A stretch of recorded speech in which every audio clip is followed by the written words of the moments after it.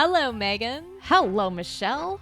Welcome to the Spicy Brain Podcast, where we are navigating neurodiversity with curiosity, joy, and radical acceptance. High kick. So thank you guys so much for all of you who are new. We're so excited you're joining us. We have a bunch of new followers or listeners. Listeners, yeah. I don't know if they're followers, but you guys can decide if you're followers. That's completely up to you. We there's no pressure here. We're so excited that you're listening. We have a bunch of new synapses. Connections. Oh, new connections. I love it. We'll talk about that for sure in a minute. And if you're returning, and I think one person knows who's returning, that we're talking about her because she brought up, right? Taryn brought up synapses. That should be spicy synapses. Spicy synapses, yeah. Synapsi. I don't know. Anyway. Synapsi? Yeah, she'll tell us. Gosh, she'll tell us what the right word is. For sure. Anyway, so for those of you guys who are new, we usually are talking about a book. Mm-hmm. We take a book, we kind of bring up stories or things that we relate to within that chapter. We do it in real time, so forgive us because we are not experts. We are just sisters. And we're usually talking about something neurospicy. So like right now we focused on ADHD a lot. This book actually is a little bit more about complex neurodivergence and brain-based or metabolic-based disorders that are going to follow you into adulthood. So from childhood to adulthood. And Michelle, do you know, I just recently changed. I'm not done yet. I'm not done sorry. yet. I'm going to keep Impulsive, going. sorry. Impulsive. That's one of the signs of ADHD. Got that one. Check. Anyway, so we do that. We then talk a little bit about dig into that brain of yours or mine, depending on what area we're talking about. And then we like to try to come up with strategies, but we don't always have those. Yeah. And now the thing that you impulsively said you're going to have forgotten, maybe. Yep. Oh, so I just recently changed our show title, like our show notes, like the main show part. And because originally I had said like, okay, it's where, we're breaking down Megan's neurospicy, neurodivergent brain by her neurotypical sister.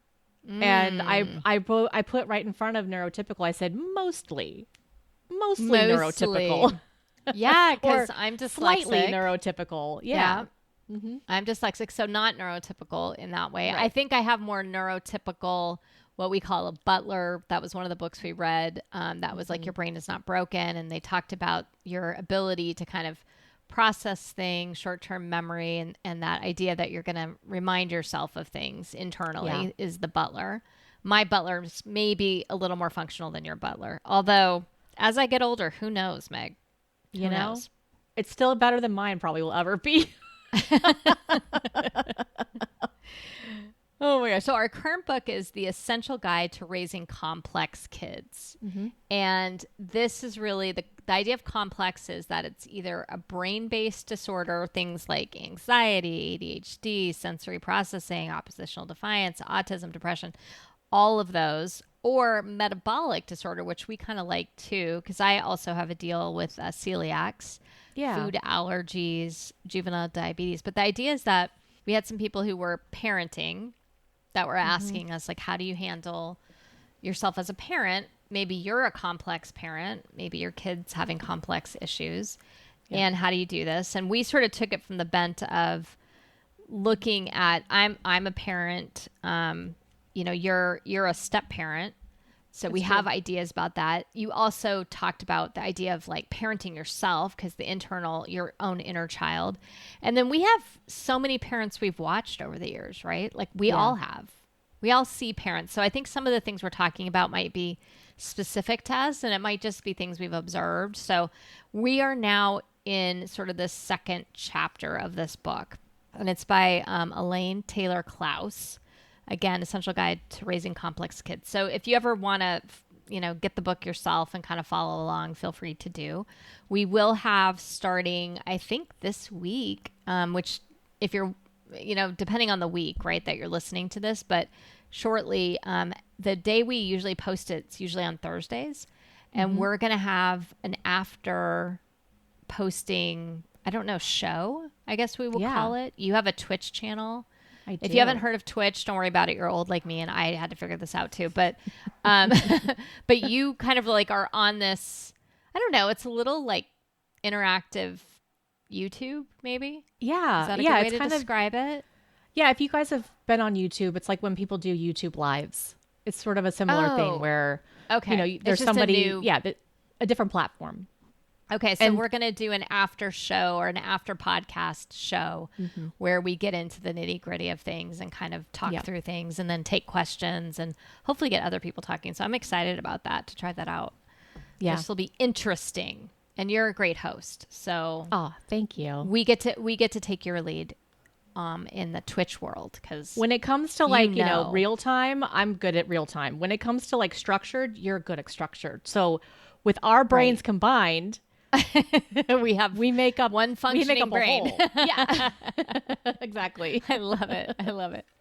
Okay, so this second chapter is talking about the idea that there's no one right way to parent, but there might be kind of like suboptimal ways, which I don't think she used the word suboptimal, but I love that word. So thank you to Dr. Indick who gave me that word. I mean, I know it existed before him, but I was talking with him one day and he's like, that seems suboptimal, Michelle. And I was like, I love that term. So yeah, like maybe just cause more friction or issues. So I'm going to go through these, and I was thinking maybe, Megan, because you're so good in real time of coming up with stories of like examples. And then I can too, but let's go through them so we can say, okay, so these are ways that we parent that might not be as helpful, especially if you have a complex kid. Okay. So she names them, which I think is kind of funny. So most of them are alliterative, not all, which will bother you, but okay. It does. So there's angry Ann and angry Andy. Okay. So this is, you get frustrated, you lose your temper often. And I guess maybe as parents or as people who are trying to parent our inner child, we can kind of think to ourselves as I'm going through these, whether we identify with them as well. But anyway, they get frustrated, lose temper often.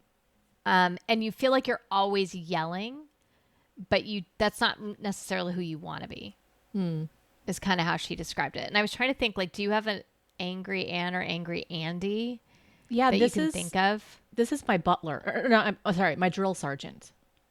This is the voice that's in my head day in, day out, screaming at me that like I'm not doing things right.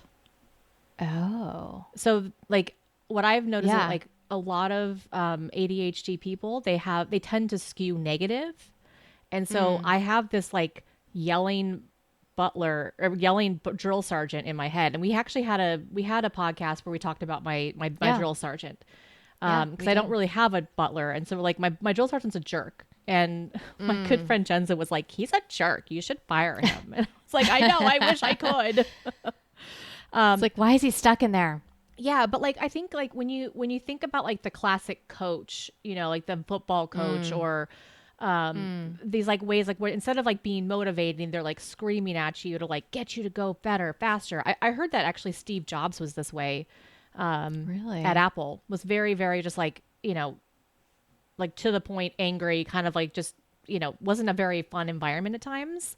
So I think that's the kind of person that we're thinking about there. And I think it can work, right? Obviously, Steve Jobs created a really successful company. But I don't what know. cost? Yeah. Like, that's what the thing, cost is, like, and, it- does it work long term? It does. Yeah, it does and can work for like short periods of time. But like when you do it chronically and consistently, it doesn't, it's not healthy. And I think, you know, you're seeing a lot of that. You see a lot, I saw a lot of that, at least at Apple, as the years went on, like people just, you burn out easily. Yeah. And I think I've seen parents, like our parents weren't this way. I wouldn't describe our parents this way Yeah. necessarily. I mean, everyone has moments of being angry. Yes. For sure. I mean, me as a parent, definitely. Have I lost my temper? Yes. But like, Yeah. this is your go-to. But we had, I think, a neighbor across Yes. the way. I do that remember was, our neighbor. right? And like, that was always like, no, and you were in the house. So you're like, Yeah. well, what happens when I'm not in the house? I'm Yeah. hearing this. So they definitely were always picking out the things that the kids weren't doing well. Yeah, and I've seen a lot of military families also do this because that's just like the drill sergeant. I mean, that's the reason why It's what they're raised with, right? A lot of them. Yeah. Yeah. And a lot of people who are military are, family, they're generationally military. So they were raised by people who are in the military. So it's like, it's just a sort of perpetuating thing.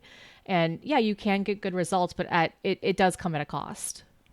Yeah. Okay. I'm going to move on to the next one. Are you ready? I'm ready. Super Parent Sue. Super And Parent the way that Sue. she describes it is you keep all the balls in the air. You look like you have all the things under control, but you're doing too much. You don't make time to let anybody know how to do the things you need done. You don't make the time to do that. And so, because like you might be able to show some people how to do it, but you secretly kind of would rather do it yourself. So you have to do it all by yourself, but you say things like, oh, I have to do this all by myself. I don't have any help. But it's partly because you maybe haven't delegated. I had a boss like this. You did? I did. I had a boss like this who, did not need to be doing menial tasks, but would do the menial tasks because, like, even just like cleaning up the lunch area, would do these like menial tasks that like she didn't need to. Like, she could have delegated more often, but just didn't know how to delegate. And so, and then whenever she'd say like, well, I have to do this, like, and I knew that there was like certain tasks like in my job, my workplace, where like I knew that it was like I could help with it. And I would say, hey, can I help out? And she's like, well, no, it's fine. I can do it. It's not a big deal. And it's like, so it made me feel so terrible. It's like, wait, so if it's not a big deal, but I know that I can do this, then like, why wouldn't you allow me to do it and learn or grow? Or, so I just remember feeling so dismissed by it and wishing that like I could get more, be more connected. Yeah, it's interesting because I can kind of identify with this one a little bit as a parent, especially at the beginning, and having to let go of the control was something I had to really work on. So I think. Do you remember, Michelle, when we were living at the Seneca house and there was like one night that like I always sort of back up. I always remember you being like so put together and like just like always had it figured out, and like I was just sort of like brand new into college and like didn't know what I was doing, and you were so kind to like let me live in your, I don't know, the like little apartment next to you, and and I just remember like always wanting to like be as awesome as you were.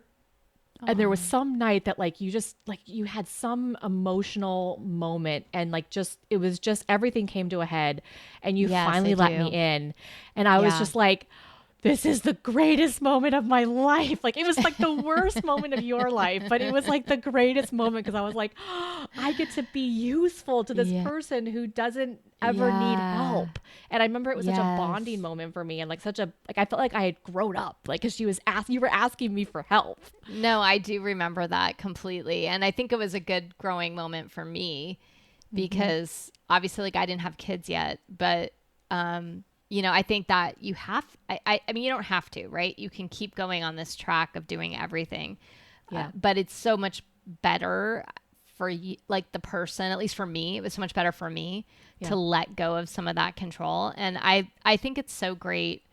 Anybody who has somebody who's ADHD in their life, you can say this, that, or the other makes it hard. But I think the other side of that is anybody I've known, and you're one of them for sure, but I have many people so present. Yeah. You're so present. And so you give that gift to everybody because you stay so present with them. And it's such a beautiful thing.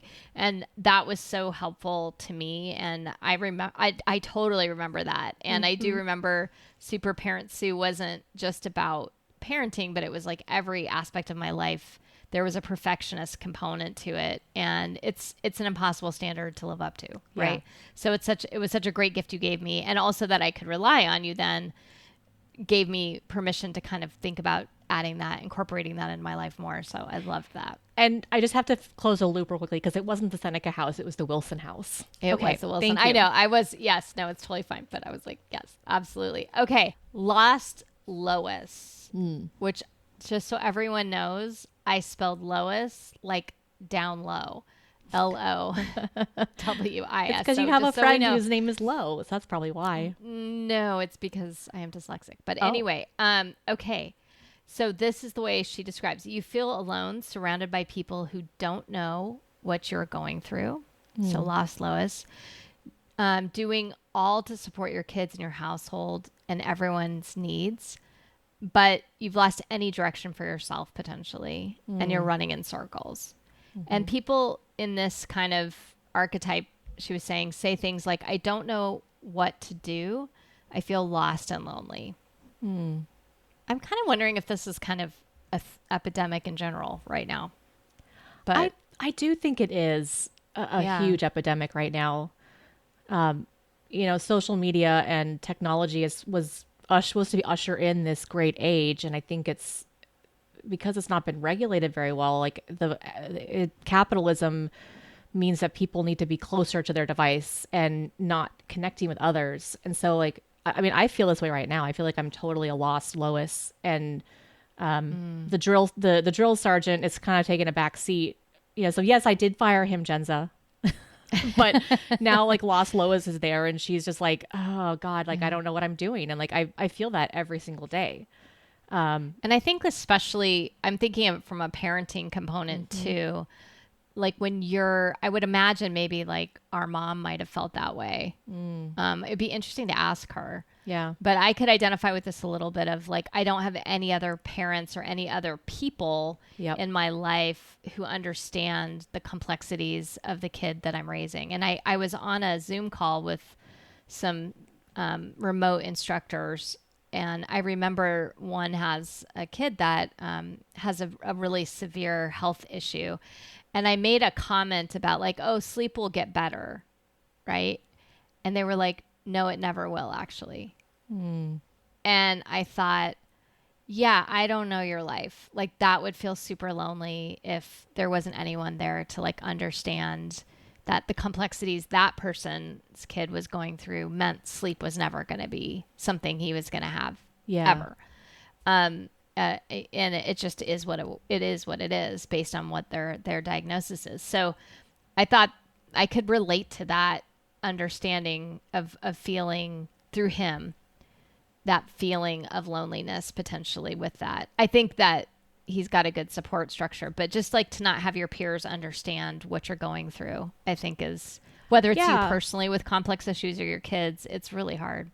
I mean, I remember I have seen you like this at times, and I think this is an interesting point that like your parenting style also can kind of change with the seasons. And I remember like over the last, I would say, couple of years, I heard you saying, I think once I left too, like, hearing you say like, I don't have as much, like I'm like, I don't have anyone listening to me. I'm alone. And I remember like there was one day I just had to stop and be like, wait a second, what am I doing? Like, I'm listening to you right now. But like also being able to recognize that like, oh, as a parent, like, I don't know what you're going through, because like I don't parent day to day. I parent as a step parent, which is a very different, you don't know what I go through as a step parent. No, not at all. So yeah, I can definitely see that. I think that step parents do have it. The lonely Lois part is really challenging, because like the kid is not yours technically. You love, you might love them. I love mine like my own. She's in my will, but like I don't feel like I'm allowed to have the love that I have for her. So it's, and not from Brian, but like, just in general, like, so I think it's just interesting. No, I think it's a very, like, it's difficult. I mean, if you have that as a step parent, it's lucky. Yeah. I think it's more often that there's a reason people get divorced. And oftentimes it means they don't have good communication with each other. And that then ends up feeding into whatever the relationship or lack of relationship ends up being. Right. Yeah. I think this book is very focused on a traditional family set. So I do think that's, at least that's the author's background. So I'm kind of curious as we go through this, if there's things that maybe click or don't click, let me know, Meg, because I think you have we both do. I mean, I'm a single mom, and we don't have a traditional infrastructure around the kids we love. So I think that one might be interesting. Okay. Maxed-Out Maxine. Overwhelmed. don't know how to handle it anymore. Nothing seems to work. Tired of trying. Want to be a good parent, but sometimes feel like giving up. I'm exhausted, they might say. How long can I keep this up? Oof. Yeah. That one is, yeah. I've been there before, for sure. I don't feel it every day, but I've been there before. Yeah, I think before you got EMDR, you were probably in that space more often than not. I would agree. Yeah, so I got EMDR, eye movement desensitization, and reprocessing. And I did that for about, I think it was a year and a half, almost 2 years. And I really had to work through a lot of PTSD, a complex form of PTSD. And I would agree, I think so many things would trigger me and cause me to be not present or go into, I call it the spinnies. Like when I'm in the spinnies, I know I'm just, I don't have a place for the emotions. I either can't name them or I don't know where they fit. Yeah. In like kind of my structure of me. And so, yeah, for sure. I think I was there a lot. And it made me feel like, honestly, like, do I need to be put in a, do I need to be hospitalized sometimes, right? Like, do I need to like go away from the world to figure this out? And I think pre-pandemic, that's a place I was at pretty constant. And as hard as the pandemic was, and it was, there was something about that time away from the world that allowed me to kind of start processing. And in that, I then got the help I needed. But it was yeah, I would agree. I think I was in that place of like, I'm not sure I can do this. I'm not sure how I'm going to keep going.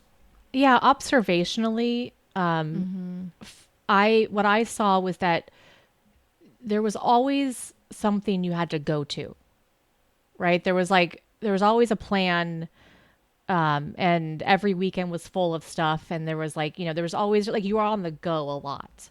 And I think like what I observed from you, like when you sat down, like when you sat like in COVID, is that it just kind of forced you to sort of be still, slow, and have to down. I mean, same thing happened for me. It's like I had to be in the house that I didn't want to be in, and like I had to just like process emotion. And so yeah, I think it's like if you find yourself just like constantly adding things to your plate, and just like maxing yourself out, like there's usually a reason why, like you're trying to avoid something, probably, maybe. Yeah, I always remember saying, like, thinking if you're in a constant state of motion, like what are you running from? What happens if you stop? What happens if you slow down? And is there something you don't want to feel? Because I think that's for me, I became maxed out Michelle, because I didn't want to feel all the things, right? And I think it was really hard for me to get to that place, for sure. And you're making a connection for me that I hadn't thought before. All of these personalities are just the way I think that we deal with the trauma, or we deal with the stuff we don't want to deal with.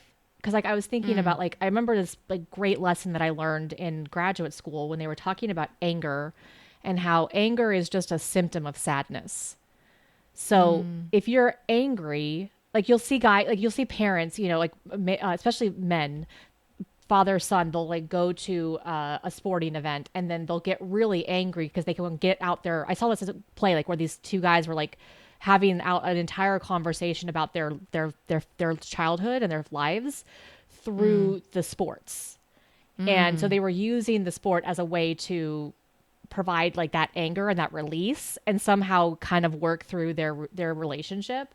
And so it makes me think, like, is the anger, like that's like your go-to, maybe, if like, not you specifically, Michelle, but like, is anger a go-to to like not deal with your feelings? Is being maxed out and like, distracting yourself? Is isolating yourself, the it's way your that coping you don't mechanism. Yes. Yeah, that's right.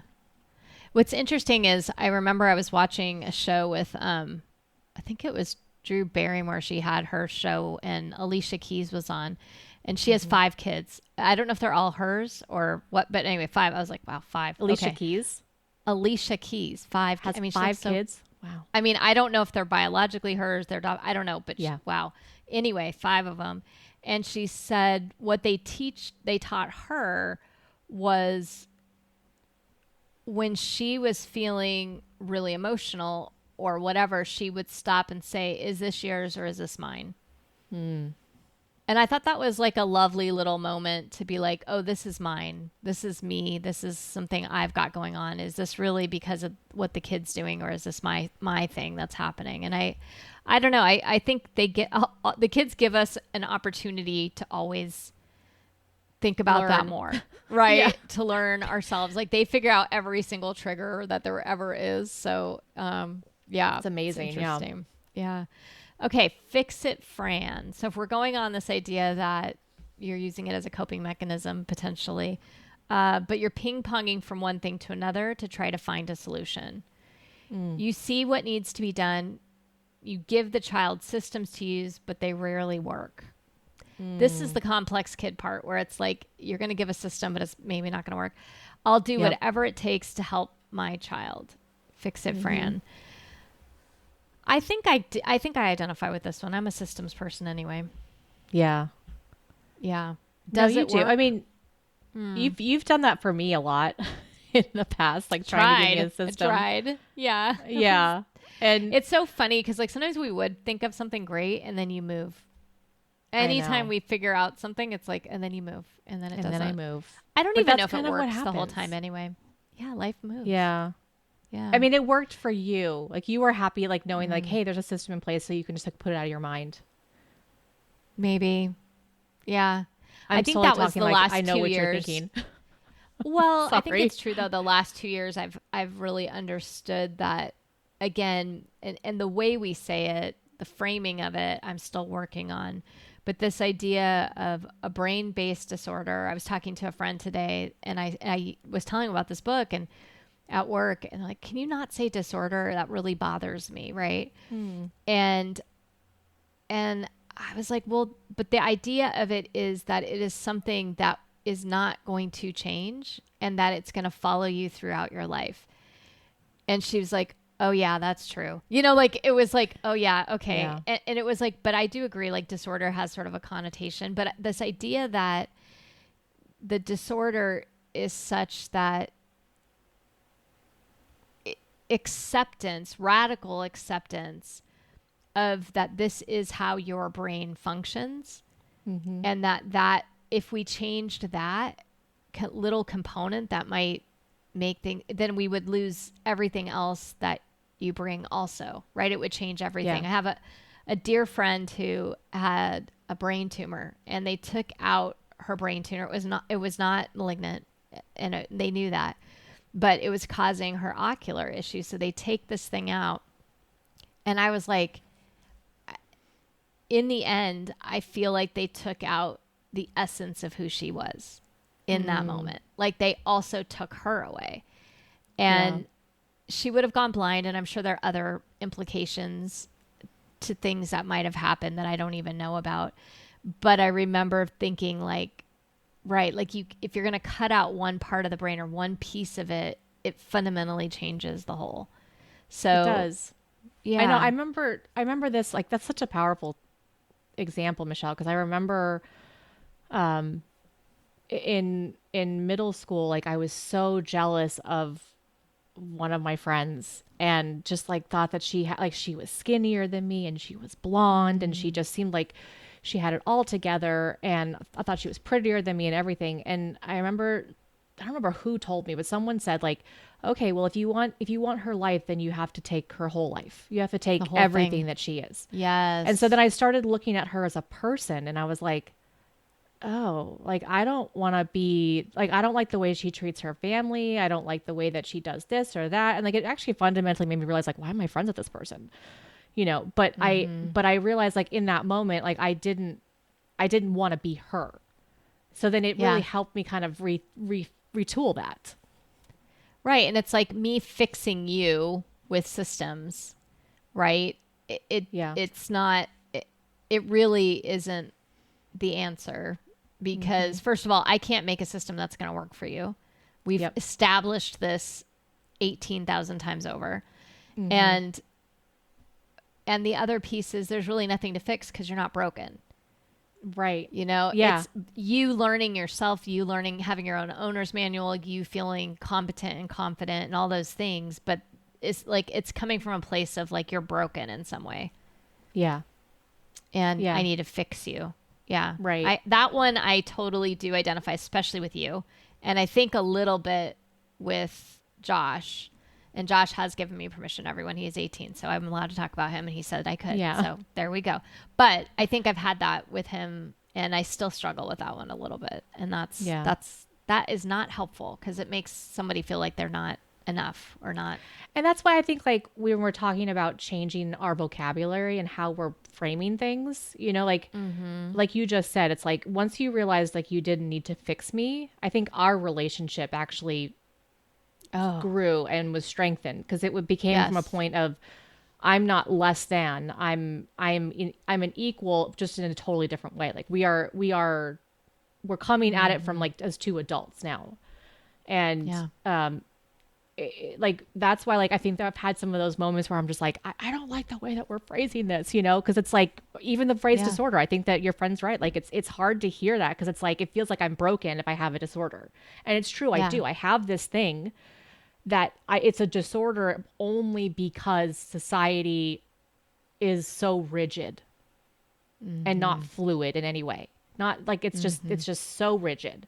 And so, like, yes, when it comes to this society, I have a disorder. When it comes to like the community and the place I want to create, I am just a radical unicorn who's flittering about and is amazing. And there's nothing disordered about me, because I'm going to create a world around me that works for me.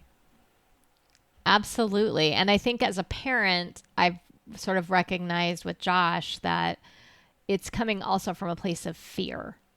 Yeah. And she talks about this earlier in the book, that, fear is really sort of like a cancer when it comes. I mean, she didn't say it this way, but I think of it like it's cancerous in a way, because fear is so ingested by the kid.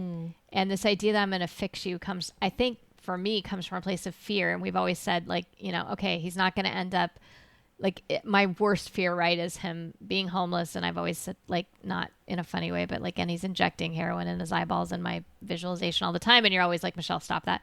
But I think it's coming from a place of fear. But that fear in itself, I think, can be really something that I'm passing on to him, that somehow he's not enough and or okay or whatever. And it's not good. It is passed down, because I know that, like, I know that there was a lot of fear. I think I'm going to say, like, probably Dad had fear for me, because like he always was trying to change me and always like trying to, like, oh, well, if we just, if you brush your hair, if you just, try different clothing, or, if you just act this way, then like the kids won't be so mean to you. And so it was always trying to fix me. And I think it was coming from a place of love, but like ultimately it was rooted in a place of fear. And I was just recently like I've been trying to like write more and like unplug and allow my brain to actually start thinking more. And I had this whole thing about like, why am I struggling? Like, we're just, with all of this stuff that we're doing with the podcast and Twitch, and like, it's starting to finally grow. And like, I'm thinking I have to get a real job. I have to do that. Like, and why do I do that? And I finally realized, like, it's because I'm fearful. I'm fearful to show my real self. I'm fearful that like, I'm not going to make it. I'm fearful that I am not enough. And like, I'm fearful that I have to change who I am in order to become a real person.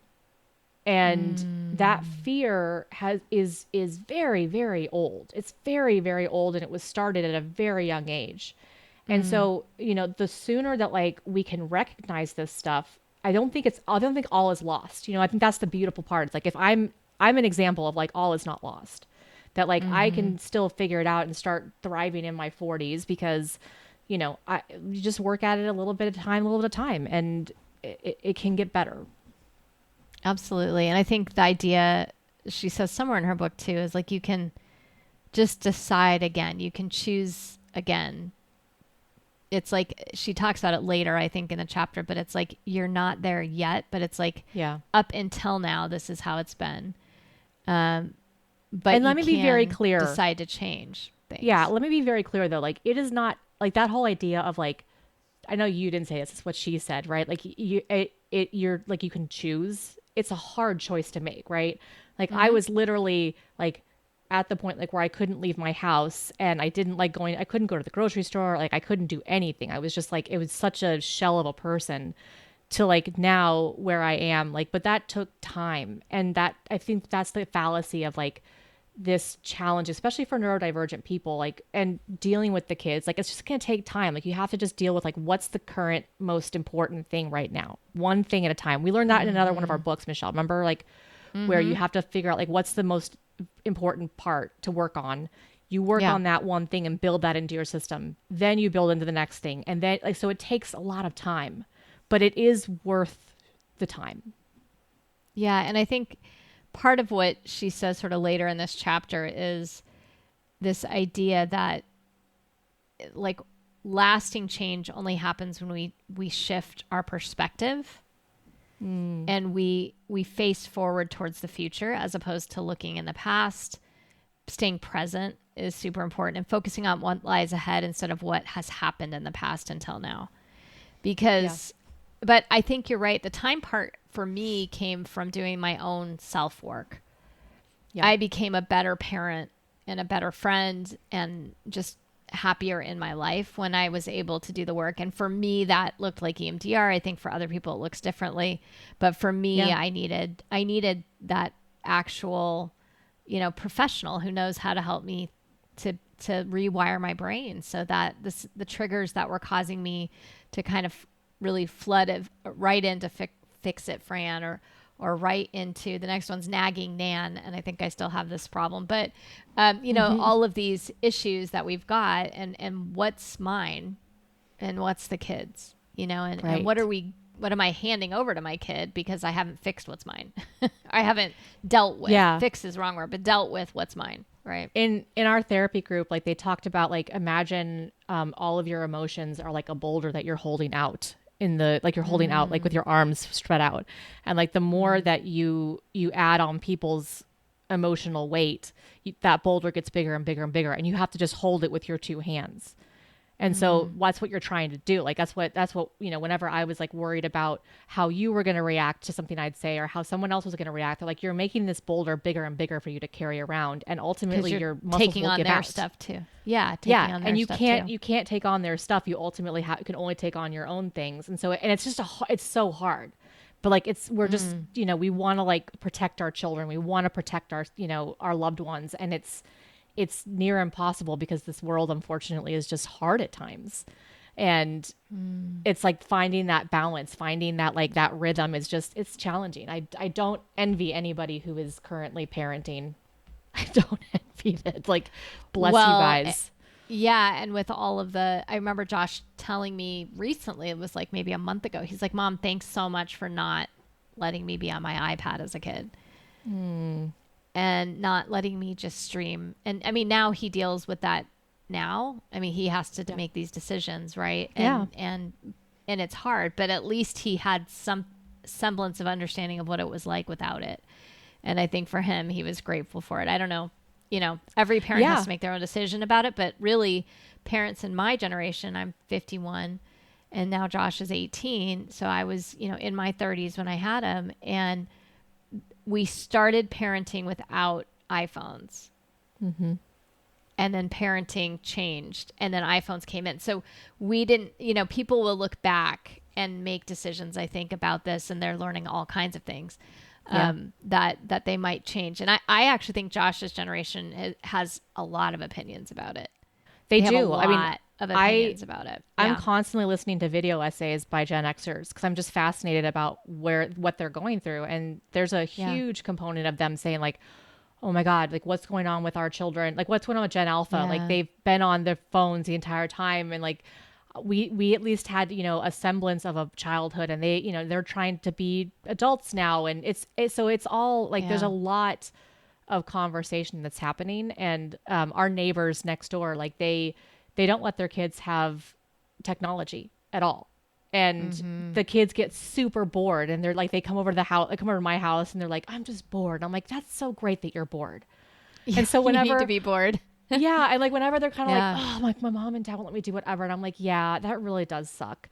one day you're going to be really thankful for your parents, but I get that right now you're not, but like, let's do something together, you know? And like, but I just think like, how cool is that? Like that these kids are like growing up in a time, they are Gen Alpha and they are growing up without technology, and like, how just amazing are they right now? Like, they're just so cool.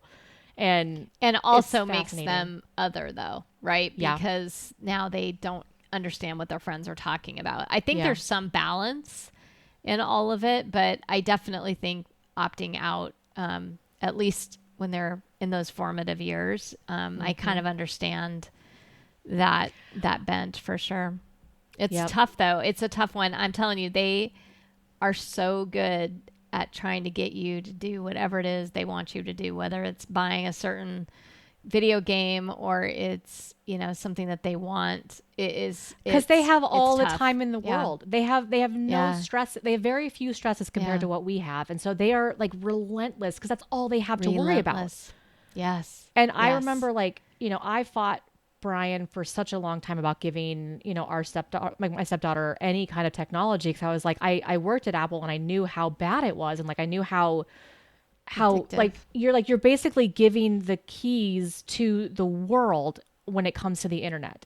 And so for us, like, we've always been like much more, connected to, like, much more like, you know, restrictive of it. And, that's blown back on us a lot of times, like that we would actually even, you know, monitor things that's being said. And like, it's been really challenging because there's like a lot of people think that like, it's totally like you should allow your kid to have like full privacy online. And I'm like, I fundamentally believe that you shouldn't. Cause like, it's like, there's a driver's license for a reason. Yes. Right. It's like, there's no internet license. I remember you saying, I think it's like giving them the keys to the car and then saying, go on the Autobahn or something like, and it's like, there's no rules, just go as fast as you want. And I don't think I said Autobahn, but oh, you didn't. I think I said highway. I don't know. Okay. I don't know what Autobahn is. It's the German highway. That's like, one of them that's like, there's no speed limit. Yeah. Yeah, I remember. Yeah, because like I was saying to you, I was like, you can't give Josh any. Because you're like, should I not? I'm like, no, you can't. It's like, are you going to let him drive right now? And she's like, no, of course not. I'm like, so then why would you give him the internet? Yeah. So anyway, thanks for helping me with all the parental controls because you're welcome. He now thanks me for all of that. And I really should discredit you because obviously you're the only reason I knew how to do any of it. But you also were smart enough to listen to me, so it's fine. Yeah, I'll let you take the credit. It's fine. You deserve it. That's the thing, right? With parents parenting, get you have so to little credit. So little credit. We'll take it. I'll take it. Yeah, that's right. Okay, I'm gonna go through. I think like one more or two more because I think we've got maybe a whole. These are really interesting. So far. I'm just going to recap really quick. We have Angry Ann and Andy, Super Parent Sue, Lost Lois, Maxed-Out Maxine, Fix-It Fran, and this one's fun, I think, Nagging Nan. Constantly reminding kids to do everything they're responsible for. Okay, we have an episode called I Have a Million Butlers and None of Them Are Mine. This is why I think I might be Nagging Nan. Constantly finding, this though is interesting, constantly finding things for them to do just to make sure they're doing something. Wait, hold on. Can we just stop for a second? Yeah. Because, okay. I don't know if you were telling me this or if Mom was telling me this, but like I think you were telling me this, like on Thanksgiving, our nephews were over and you were like, just go set up the cornhole thing or whatever the games are, you know, told them to go do it. And they're like, and then I told them that I told them a lie. Okay. So if they ever listen to this, they're going to be like mad. I told them a lie. I said I was having a Friendsgiving the next day and I needed them to set up the giant Jenga. Like I had bought these things they've never played with. Right. And cornhole. I was like, can you please go set them up outside and just make sure everything's working?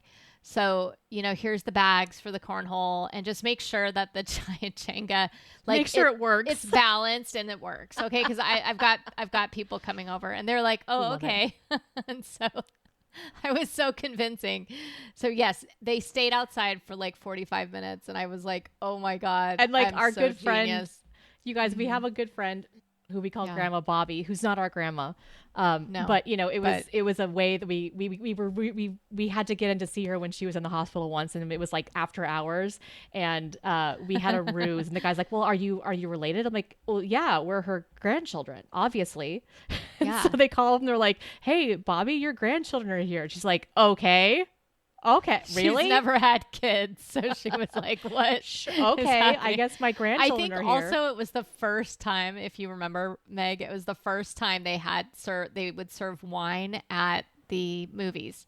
We had gone to the movies, and we were so excited because they served wine now all of a sudden. We were like, oh, this is the best. So we'd had a cocktail or two, I think. Also. We had some liquid courage.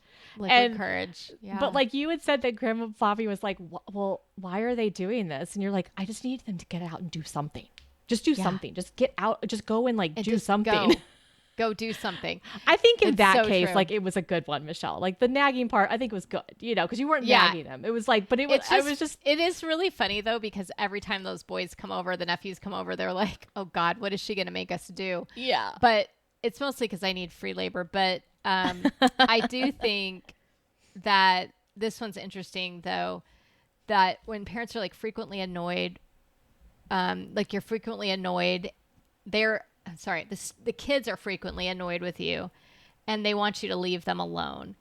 And it's interesting because like homework is a thing, right? That as a parent, some parents feel like they need to remind their kid, especially if they have memory retention issues potentially with that. So the idea though is they're always saying to themselves, if I don't remind them, it won't get done. And I think when you like parent a kid with ADHD, that actually, it's this weird fine line of that's probably true potentially. Yeah. And so at what point are you nagging, reminding, like you try to put a system in place, but no amount of gold stars will ever work. You know what I mean? So it's interesting. I find that one is like, I don't know that I was that way, like, or I would be that way in just life. But I feel like sometimes life circumstances kind of put me in that position. Like I was responsible for making sure we got our chore chart done. Like that was my job, like mom would leave and go work and she's like, and this list has to get done. So I think I was like trained already sort of naturally to be this person. But then I also had people in my life who like needed reminding. Yeah. But then it can move to nagging pretty darn quickly. And it's, what is your responsibility? I don't know. I guess the thing that the only thing that's popping up in my head right now is like, is it vital to life? Right? Because I think that there's like, is it vital to like whatever rules or, community you've created? Because like I see, this is not for you, but like I see, like the whole Pinterest idea, right? The whole Martha Stewart, like this is how you have people over and you have to do like this whole laundry list of things you have to get done. But like, do you have to? Like, do you have to? Do you? No. Do you have to? No. Like, what's the most important Okay, things? but I'm going to say this. Like, this is the part that is, I agree with you. Like, what are the most important things? Yeah. As a parent, there are some things that this is like a real question and curiosity I think we have to have as parents. Like, fundamentally, what are the things? And I was having this conversation with a dear friend about her son. And the great thing about this podcast and doing all this is like, we now have so many people who have been diagnosed and who've come out of the woodworks to talk to us about this. And we love it. We love every time when people come, but I've had more people come and ask kind of not necessarily advice, but just want to talk through whatever's going on. And so at what point is math homework a problem or not that we need to like fall on our sword for? Because I'm watching a whole generation of kids who nobody has told them to ever do homework. Right. Or ever try to learn something, like memorize something, or have to like fully know how their brain works. And I've asked this of my students a lot now. I say, how do you know when you know?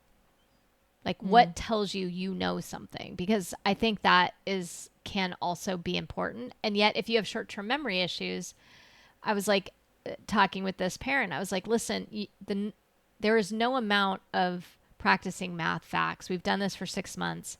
There's no amount of this that is going to change the outcome of what's happening right now. And this is just making this kid miserable. This kid just needs a calculator, period. Like that's you got a reasonable accommodation. A reasonable accommodation, and that's that. So I find though there's like some things where, and maybe it's just because I'm an educator, I come from this place of like, I think some stuff does matter, but not all of it. Not necessarily in the order that we think it needs to be done and all of that. But there's some things that matter. I mean, I think that there is, and I think it's a question. I don't know. Actually, let me just say that I don't actually fully know. I sound like I do, but what it's bringing up for me is, I remember talking to my counselor about like things that were bothering me, as like a step parent, and she was trying to relate, like, there's a certain thing where like, yes, you have to like fall on your sword for certain stuff, but there's also like thing called natural consequences. And so like she was telling one of her parents like, hey, if you're like, this one kid just never wanted to brush his teeth. And so she was talking to a parent. She's like, well, what am I supposed to do? He will not brush his teeth. And she's like, well, at a certain point, there's natural consequences if they don't brush their teeth. Okay, they're not going to brush their teeth, but now like they're going to get cavities and they're going to get root canals, and all of those things sometimes have to be learned in order, like they have to physically go through it sometimes in order to be able to understand, oh, there's natural consequences. And so like, right. I wonder like how, and I don't know how this is, I don't know how this works, but like, I wonder if there's a part of like, yes, there are natural consequences. And there's like, also, there's certain things like, okay, I'm not going to let you go and play in the freeway because they're like bodily harm. Like you are going to harm yourself. And like, this is going to be a problem. And there's also, I think there's, I don't know, it seems like there might be something where like down the road, like you have to kind of learn those natural consequences, but like at what age do they learn what, and like only you as the parent are going to know, is my kid mature enough or not mature enough? Like, yes, he might be this age, or they might be, whatever the typical age is, but maybe they're mature enough earlier. Maybe they're not mature enough. Like it's all dependent on the kid. I think, I think you're absolutely right. The stages, when you said that, that's what it made me think of, was this idea that there's different seasons, different ages. I know our parents had the philosophy that like take the age of 18 and whatever age you are, divide it by 18, and that's the percentage of choices. So if you're 9, you do 50% of your own choices, and like those consequences. I think also, as you're saying it, it made me think of reframing it in a sense of like the nagging. It becomes sort of, what routines do we have in place and what am I doing to help support those routines? And so I've really focused on like very few things that I've kind of wanted to instill in Josh. And I just sort of do it a little bit every week. And so for example, like I knew I wanted him, he wanted to also apply to college, right? Yeah. And I knew that was going to be an overwhelming task for him. And so I just sort of said like, let's do 20 minutes a day.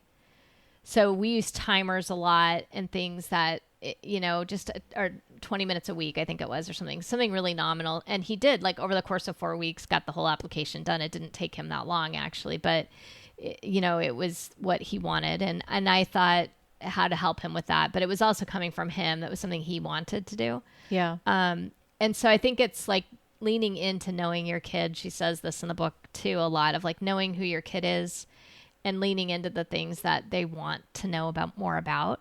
And for the things maybe that are a little bit harder, it's like, how can you do it as a group? How can you be there together in the process so it doesn't feel so lonely? Or is there some way to make it exciting? When we start our podcast, we're like, bring it on. And that's, we're trying to get our minds set. One of Josh's coaches, his academic ADHD coaches, said like, you need to get set. You need to get your mindset set. And he's got some nice techniques with that I'll bring up in another podcast. But there was some fun things like that where you like, okay, maybe reframing of like, I'm not nagging. Maybe it's like, how am I encouraging?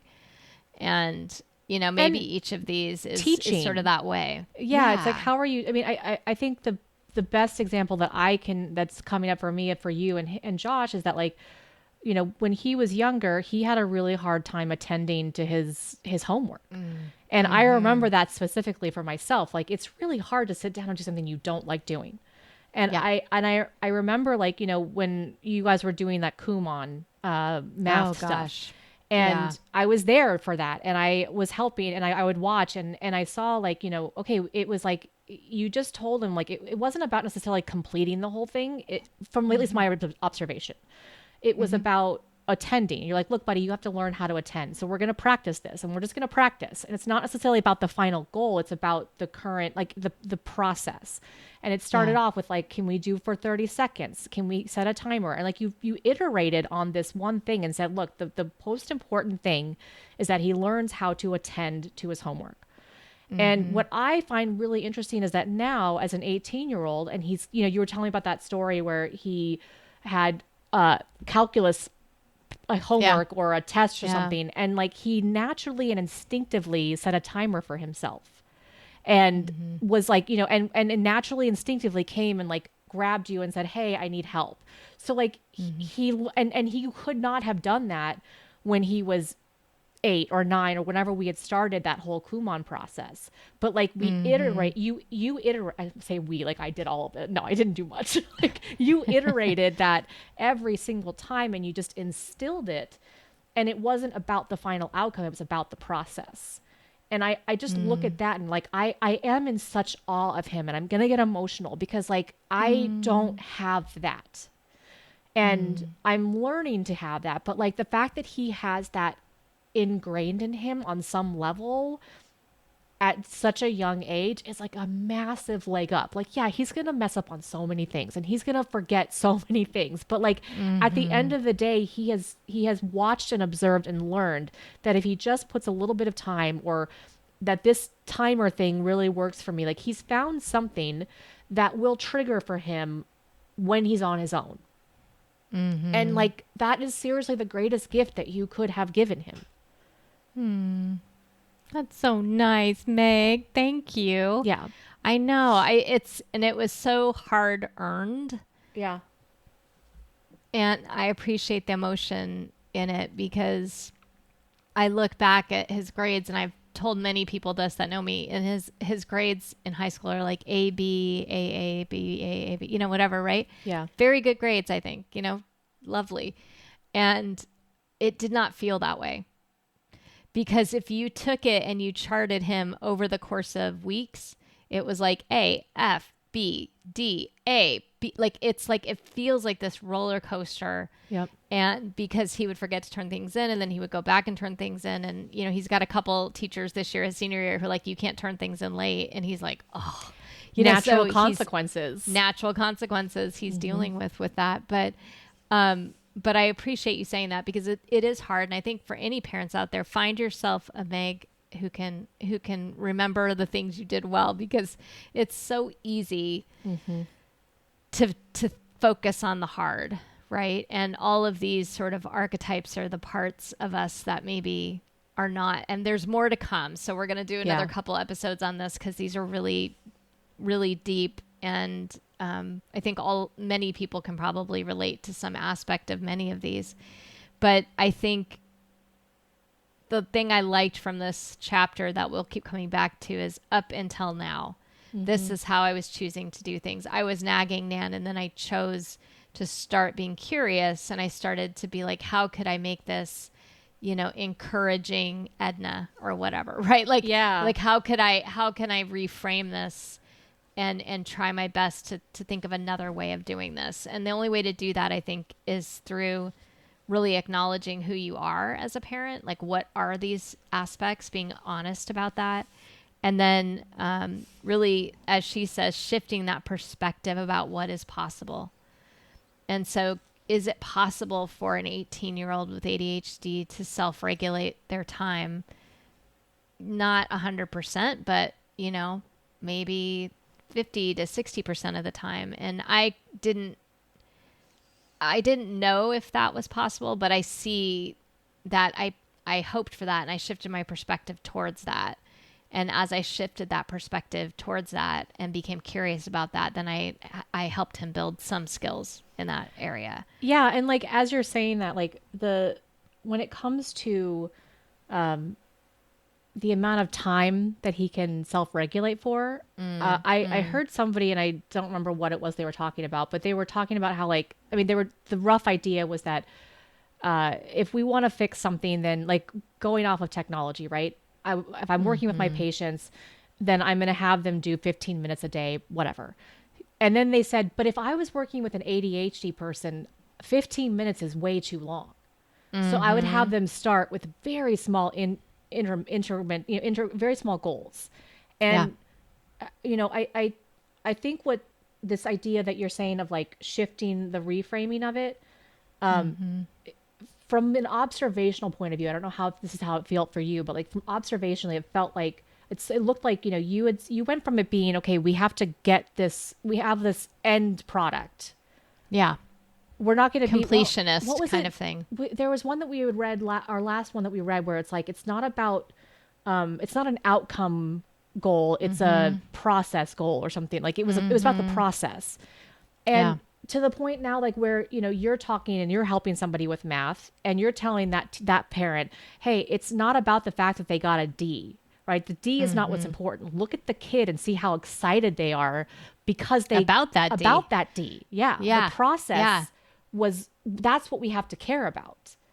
And I think that that's where like this like the, you know, with the nagging or with the anger, with all these different things, it's like, what's the process that we want to help these kids learn? And like, I think the nagging part can be like, okay, I want them to learn this process for everything. And it's like, okay, is that realistic? And now I want them to do it now. That would be great if it didn't take 9 years to instill, but you know, it does take time. And I think the third thing she says that I wanted to bring up, and maybe we can kind of end with this, is just the belief that you can influence the circumstances that are causing challenges in your life. Like you have to have a fundamental belief you can influence this. And I think for better or worse, I did have that, right? Like I did think I could, and sometimes it was a Fix-It Fran mentality. I'm going to fix it.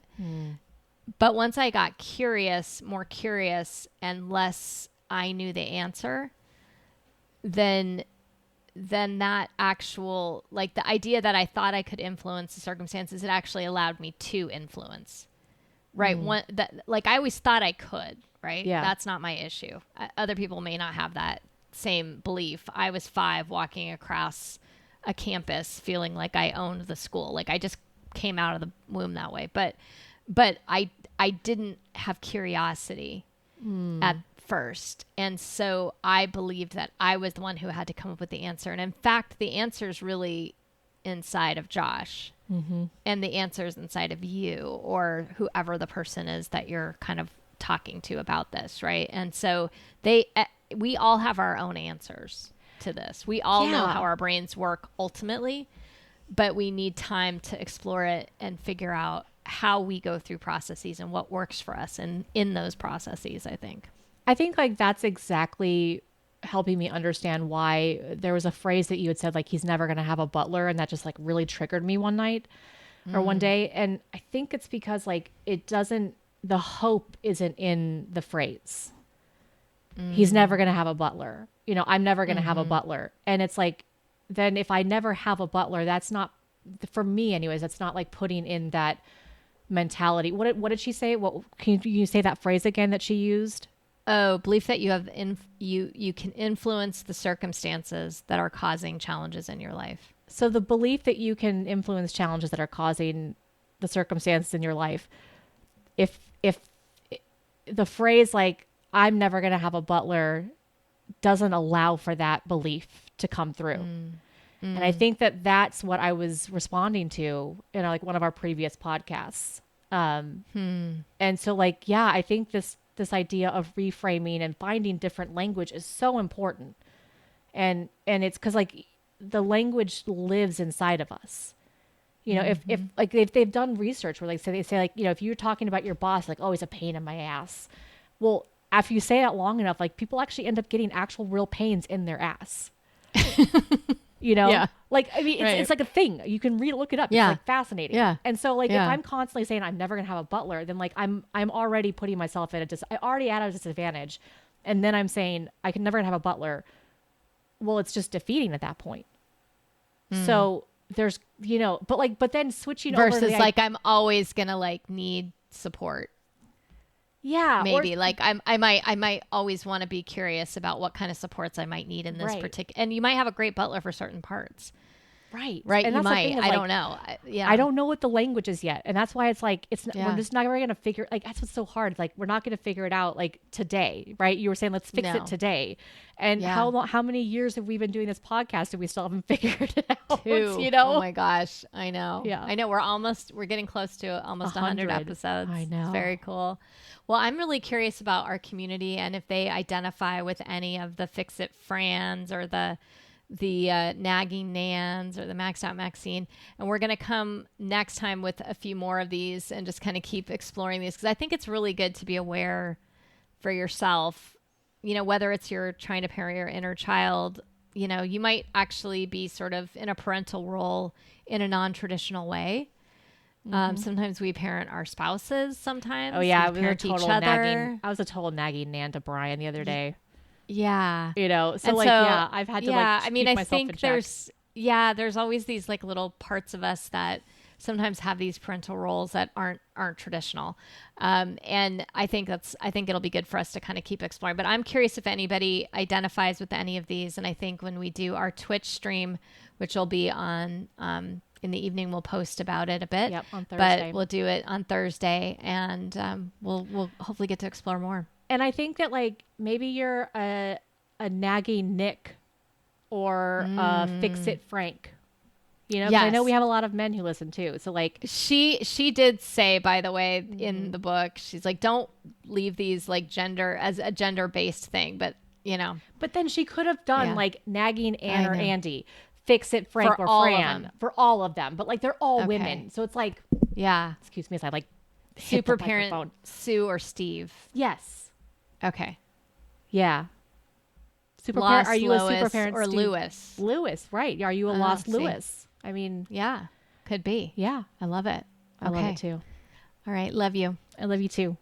Bye. Bye.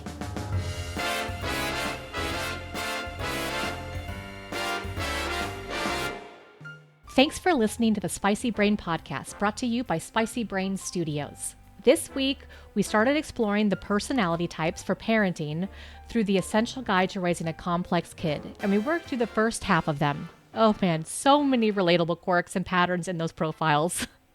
So next week, we're going to dive into the rest. Are you an anxious Ava or Alan? Are you a pushover Pat? A denying Dale or Deborah? There's also so many more, so come back next week and see which one resonates with you. Make sure to follow or subscribe on your favorite podcast app. And if you're enjoying the show, leaving us a review or some stars, it really does help other neurospicy folks find their way here too. But until then, here's to a great end of the week. And remember to stay curious, Joyful. with a whole lot of radical acceptance. High kick. Ready? I am To bring it on. I'm ready to bring it on. Bring it on. Bring it on. Bring it on. Bring it on.